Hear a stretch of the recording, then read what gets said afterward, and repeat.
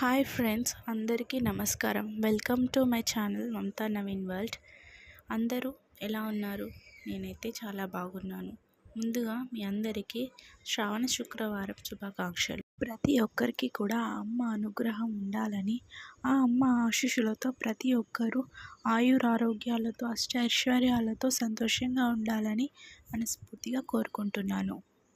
ప్రతి సంవత్సరంలానే ఈ సంవత్సరం కూడా వరలక్ష్మి వ్రతాన్ని ఆచరించుకుంటున్నాను. నేను చేసుకున్న ఈ వరలక్ష్మి వ్రతం చాలా సంతోషంతో, చాలా తృప్తిగా జరిగింది.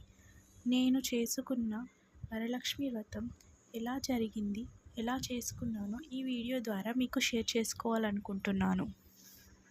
మనం పూజ బాగా చేసుకోవాలంటే దానికి కావలసిన ప్రిపరేషన్స్ ముందే చేసుకోవాలి. కాబట్టి ముందు రోజే ఇల్లంతా శుభ్రం చేసుకొని వంట సామాగ్రి, పూజ సామాగ్రి అన్నీ తెచ్చుకున్నాను. తెల్లవారుజామున 5 గంటలకు లేచి ఇల్లు వాకిలి ఊడ్చుకొని, గుమ్మాలకు తోరణాలు కట్టుకొని, ముగ్గులు వేసుకొని అలంకరించుకున్నాను. ఇంకా బయట పని అయిపోయింది. కిచెన్లోకి వస్తే కిచెన్ నిన్న రాత్రి శుభ్రం చేసి పెట్టుకున్నాను. కావలసినవన్నీ నిన్న రాత్రి నానబెట్టేశాను. ఇలా చేసుకుంటే మన పని తొందరగా అయిపోతుందని నిన్న రాత్రి అన్నీ చేసేసుకున్నాను. కావలసినవన్నీ తయారు చేసి పెట్టుకున్నాను. పూజ కంటే ముందు మనం నైవేద్యాలు ప్రిపేర్ చేసుకోవాలి కాబట్టి నేను ముందు నైవేద్యాలు ప్రిపేర్ చేసుకున్నాను. తర్వాత పూజకు కావాల్సిన సామాగ్రి అన్నీ సర్దుకున్నాను. ఇలా ప్రిపేర్ చేసి పెట్టుకుంటే మనకి ఏది ఎక్కడుందో తొందరగా తెలుస్తుంది కాబట్టి అన్నీ నా ముందు పెట్టేసుకున్నాను. ఇప్పుడు పూజ గదిని అలంకరించుకుందాం. ముందుగా నేను రోజు పూజించుకునే దేవుళ్ళను అలంకరించుకుంటున్నాను.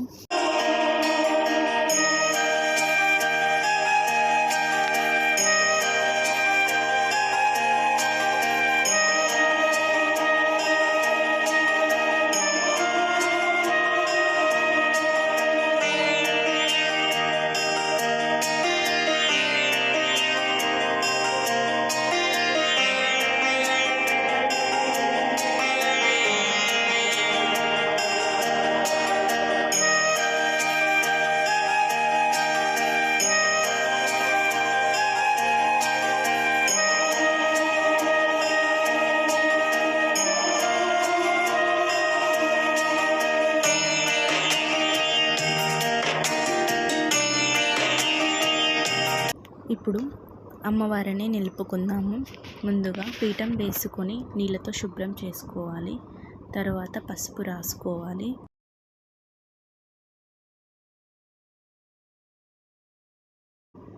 పసుపు రాసుకున్నాక బియ్యం పిండి తీసుకొని దాని మీద ముగ్గులు వేసుకోవాలి.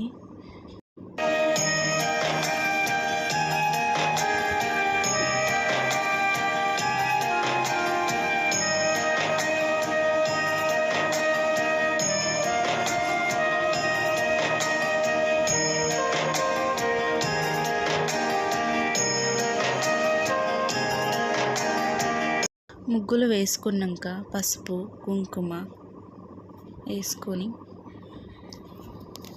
అలంకరించుకోవాలి.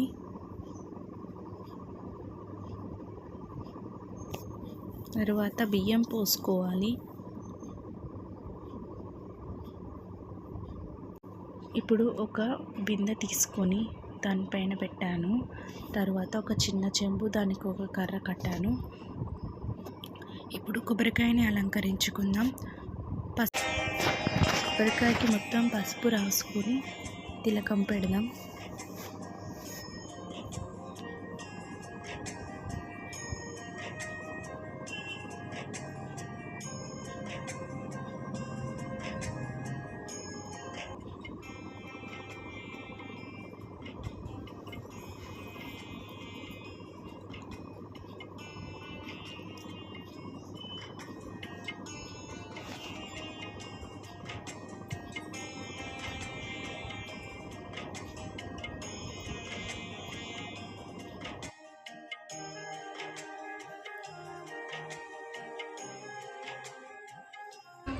ఇప్పుడు అమ్మవారికి చీర కట్టుకుందాం. ఒక బ్లౌజ్ పీస్ తీసుకొని ఇలా మడత వేసుకొని దాన్ని మధ్యలోకి ఫోల్డ్ చేశాను. దాన్ని ఫోల్డ్ చేశాక పిన్ పెట్టుకోవాలి. పెట్టుకున్న తర్వాత దాన్ని పక్కన పెట్టేసి చెంబులో వాటర్, కర్పూరం, పసుపు, కుంకుమ, చందనం ఒక నాణం వేసుకున్నాను. ఇప్పుడు అమ్మవారికి చీర అలంకరించుకుందాం.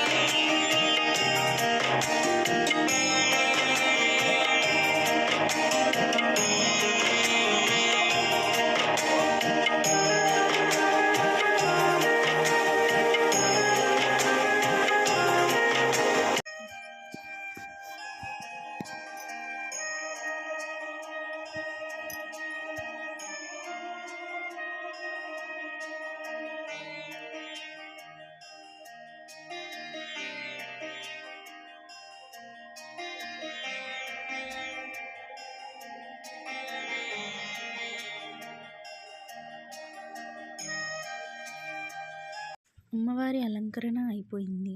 ఇప్పుడు విఘ్నేశ్వరుణ్ణి, గౌరీమాతని చేసుకుందాం.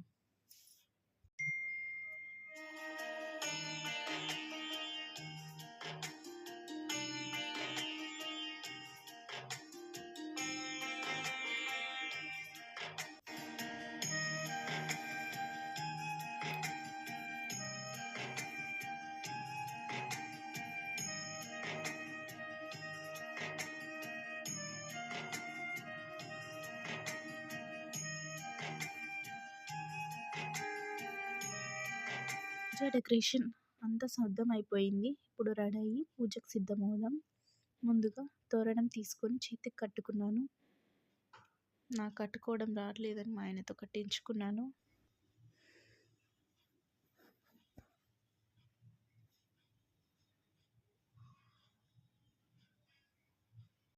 ఇప్పుడు దీపాలు వెలిగించుకొని పూజ స్టార్ట్ చేద్దాం.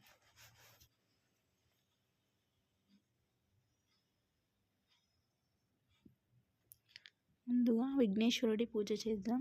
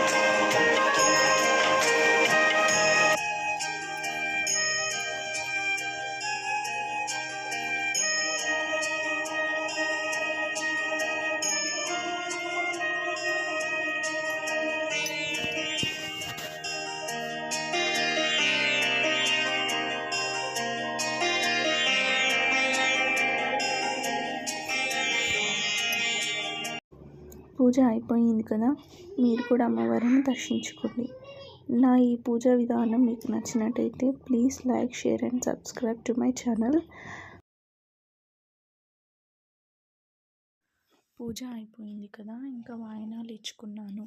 నేను ఒక 5గురికి వాయినాలు ఇచ్చాను. ప్రతి సంవత్సరం లాగే ఈ సంవత్సరం కూడా పూజ చాలా బాగా జరిగింది. నేను ఎంతో సంతోషంగా, తృప్తిగా చేసుకున్నాను.